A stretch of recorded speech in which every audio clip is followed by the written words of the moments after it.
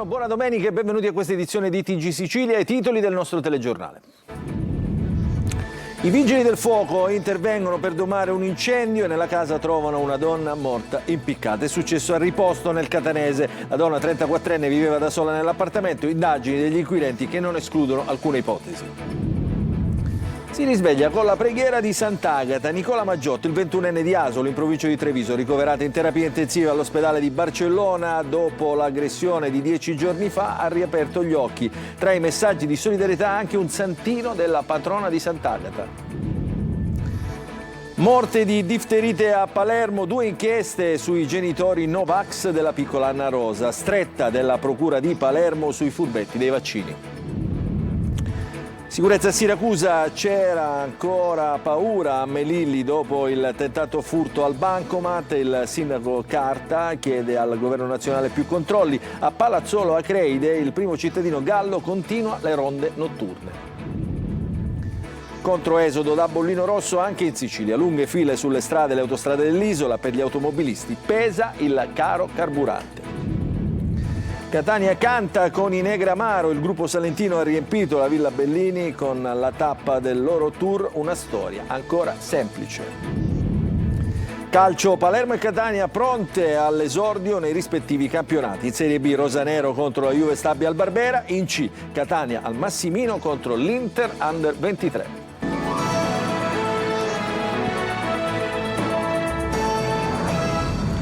Ancora buongiorno, in apertura alla cronaca i vigili del fuoco di Catania intervengono per domare un incendio e nella casa trovano una donna morta impiccata. È successo a Riposto nel Catanese, la 34enne viveva da sola nell'appartamento. Adesso sono in corso le indagini degli inquirenti che non escludono alcuna ipotesi. Il servizio di Orazio Longo. Le ipotesi sono diverse e tutte al vaglio degli inquirenti. Si indaga per capire cos'è successo in questa abitazione di via Circunvallazione a Riposto, nel Catanese, dove una donna di 34 anni è stata trovata morta impiccata. A trovare il cadavere, i vigili del fuoco intervenuti per spegnere un incendio che si era propagato all'interno dell'appartamento. L'ipotesi prevalente è quella di un suicidio, ma non si escludono altre ricostruzioni, soprattutto legate al rogo. È stata la stessa donna ad appiccarlo? È stato un incidente? O qualcun altro era presente? E se sì, ha avuto un ruolo nella morte della donna, che a quanto si sa viveva da sola in quell'appartamento? Oppure ha avuto un ruolo solo nell'incendio? Può questo incendio essere stato appiccato da un terzo estraneo che ha voluto coprire le sue tracce per paura di essere coinvolto nel fatto, oppure perché il fatto lo ha commesso? Il corpo della donna è stato trovato annerito. Nell'abitazione è intervenuta una squadra specializzata dei vigili del fuoco proveniente da Palermo per accertamenti sulle cause delle fiamme. La procura di Catania disporrà l'autopsia per fugare dubbi sulle cause della morte. I carabinieri di Giara e della sezione investigazioni scientifiche stanno cercando di ricostruire la vicenda e di verificare tutte le ipotesi.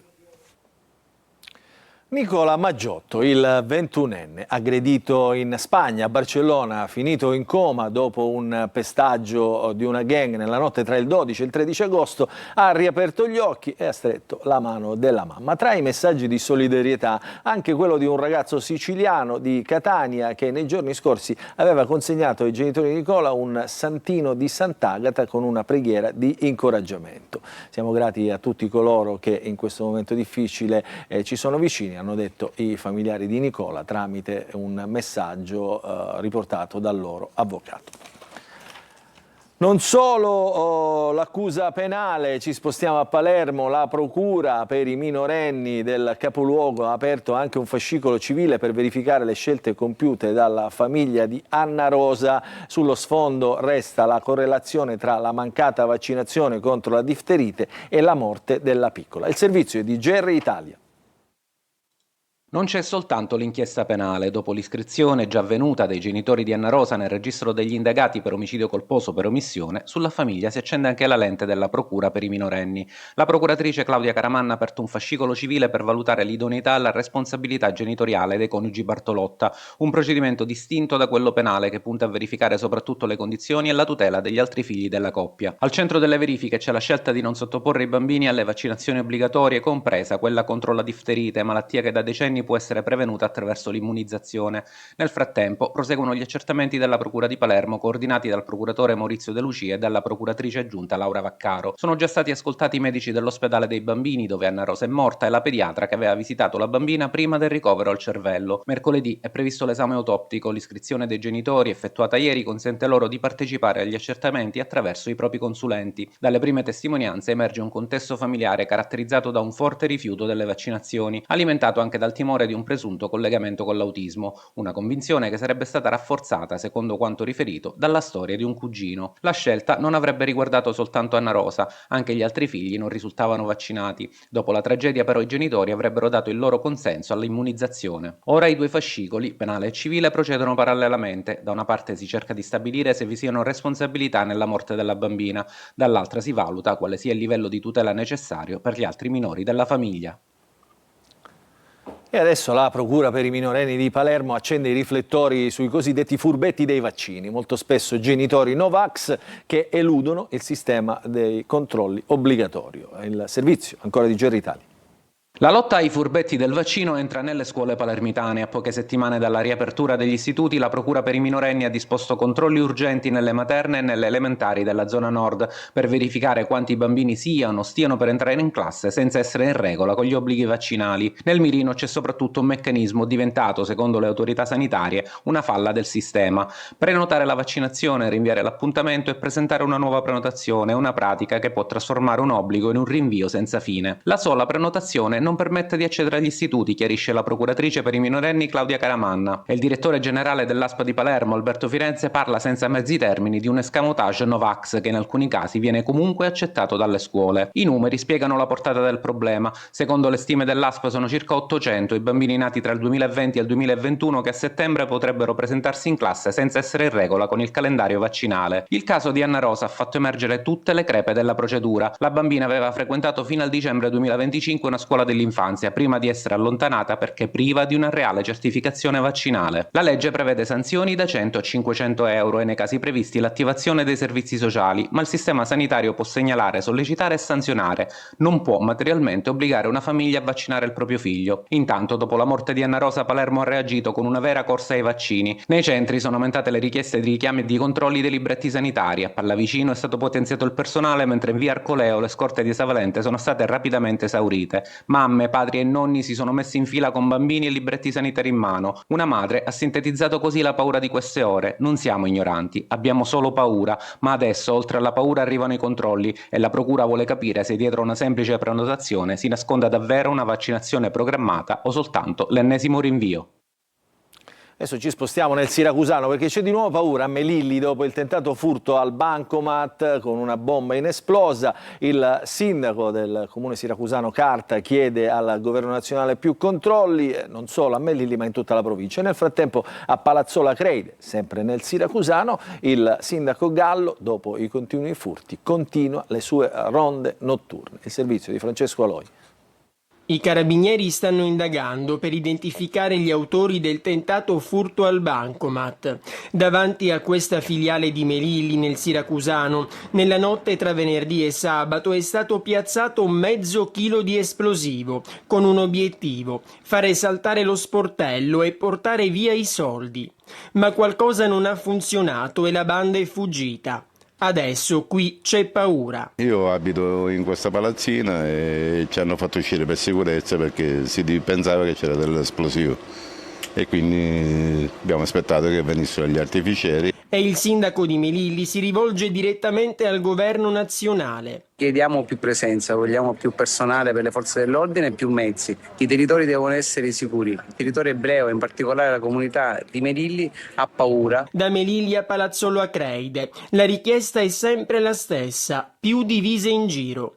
Qui il sindaco Gallo continua a fare la ronda notturna. Non è solo una vigilanza notturna che facciamo, che continueremo a fare, ma è una protesta che dovrà essere colta da chi di dovere. Appena qualche giorno fa, a Ferragosto, era stato preso di mira il bancomat di Belvedere, nella periferia nord-ovest di Siracusa.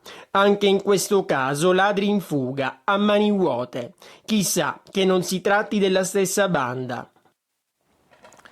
A Catania un'auto rubata, una richiesta di denaro per poterla riavere e poi l'appuntamento fissato per la consegna dei soldi. Questo è il metodo del cosiddetto cavallo di ritorno che ha portato all'arresto di un incensurato fermato dai carabinieri mentre andava a riscuotere la somma richiesta. Decisiva la denuncia del giovane vittima del furto che ha appunto segnalato ai carabinieri l'accaduto, ha detto di aver ricevuto una richiesta di 600 euro per aver restituita la propria auto.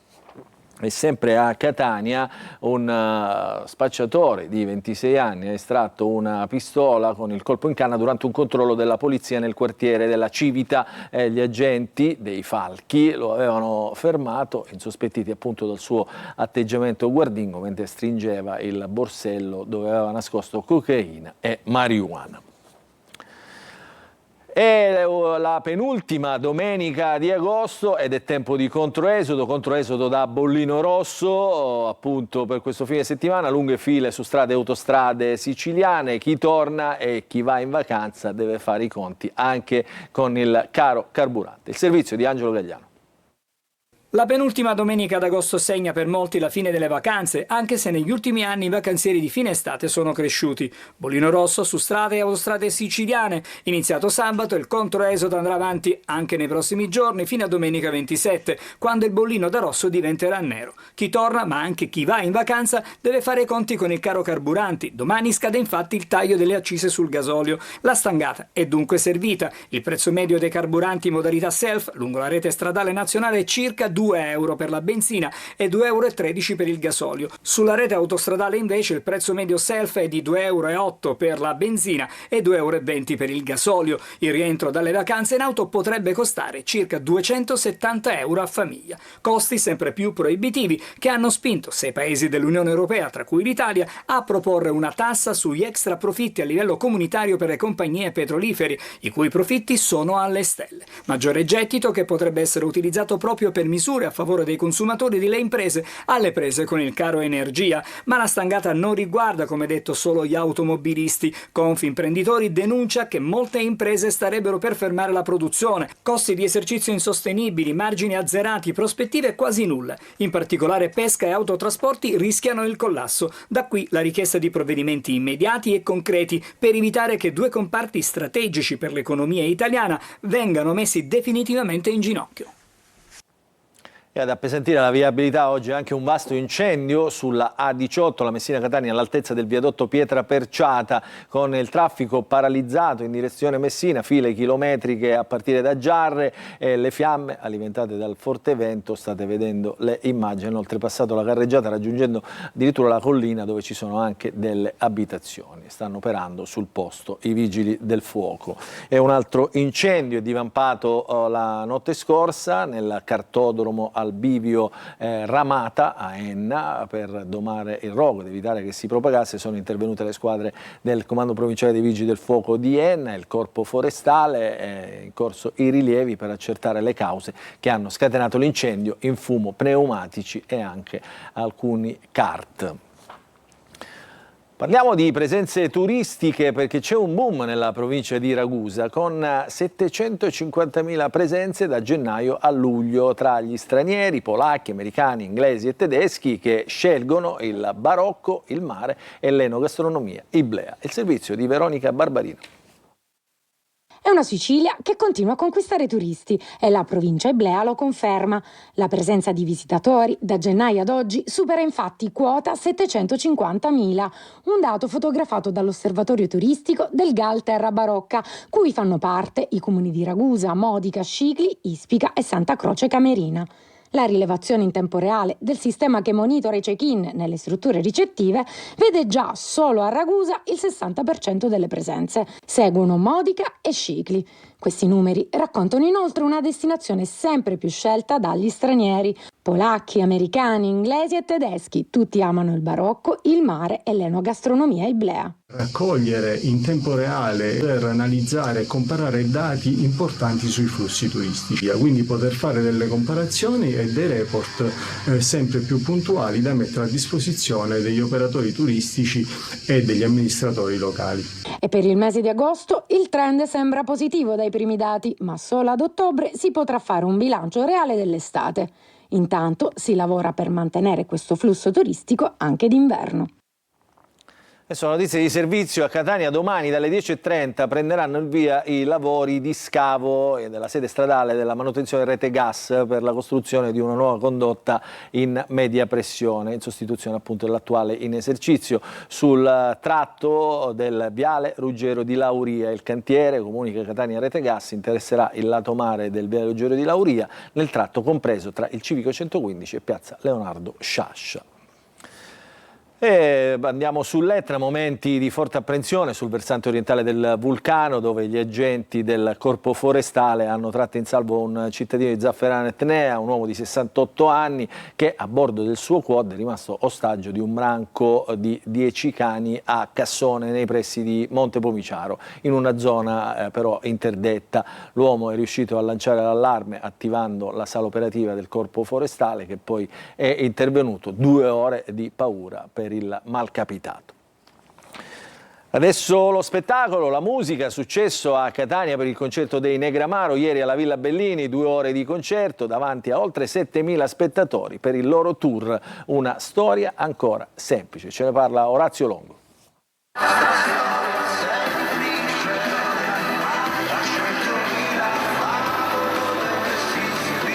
Una storia semplice, ancora semplice, quella dei Negramaro, come il loro tour che ha toccato Catania e la Villa Bellini, in 7.000 presenti per oltre 2 ore di concerto. Quando ti ho visto ieri sera entrare dalla porta, ti ho messo forse più... Un evento inserito nel Summer Fest, calendario promosso con il coordinamento del comune in questa estate 2026. In scaletta anche le hit che hanno reso riconoscibile il percorso musicale dei Negramaro dal 2003 a oggi.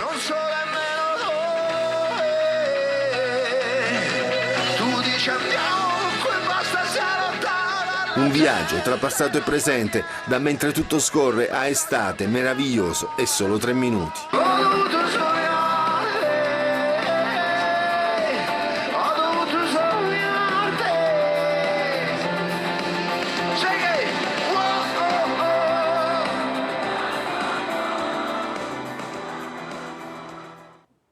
E sulle note dei Negramaro ci fermiamo per una breve pausa, poi un'ampia pagina di calcio. Ricomincia l'avventura dei campionati nei rispettivi campionati delle siciliane.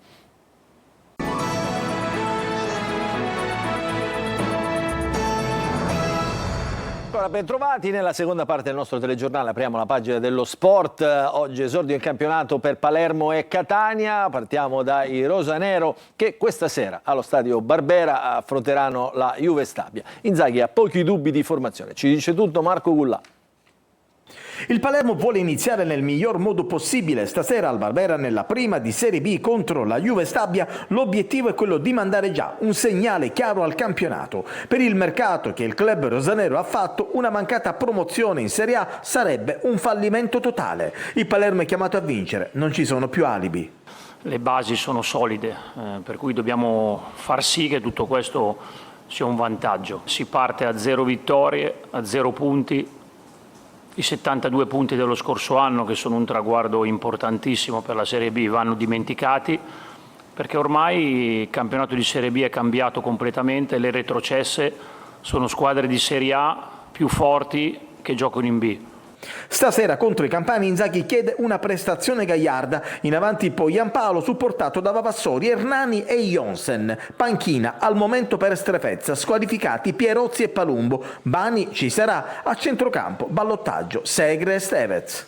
Sono sicuro che sarà più difficile che con Lecce, senza ombra di dubbio, perché è chiaro che quando affronti una partita contro una squadra di Serie A con uno stadio del genere hai poco da perdere e tutto da guadagnare. E sappiamo già la Juve Stabia quello che ci è costato lo scorso campionato, sappiamo dove è arrivata la Juve Stabia l'anno scorso, sappiamo che se non affronteremo la partita nel modo giusto insomma rischieremo, però io penso che ormai questa squadra abbia raggiunto, e mi auguro, una maturità tale che ci faccia capire che per vincerci vorrà come sempre il miglior Palermo.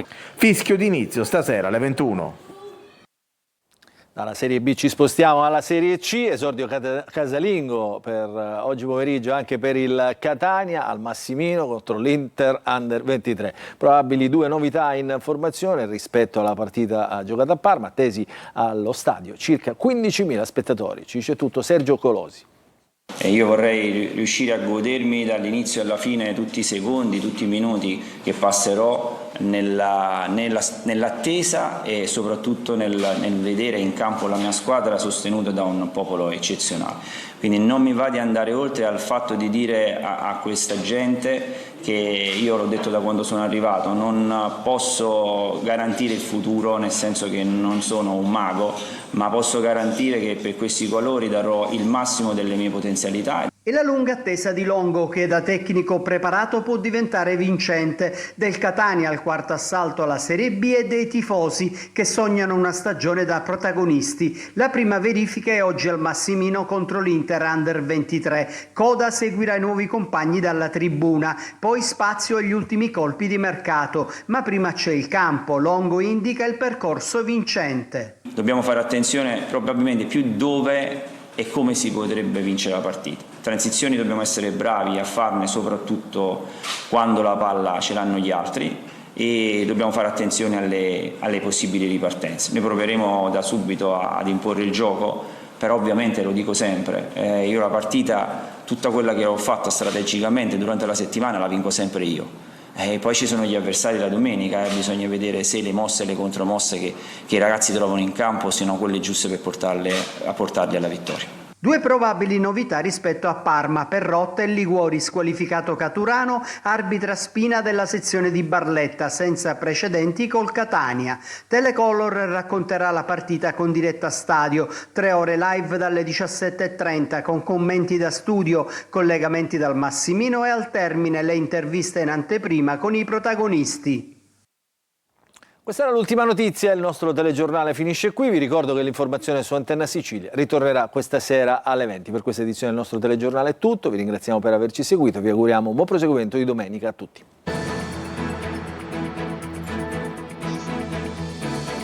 Entra nel mondo dell'informazione con l'app Sicilia Web. Resta sempre aggiornato con le news e le live in diretta.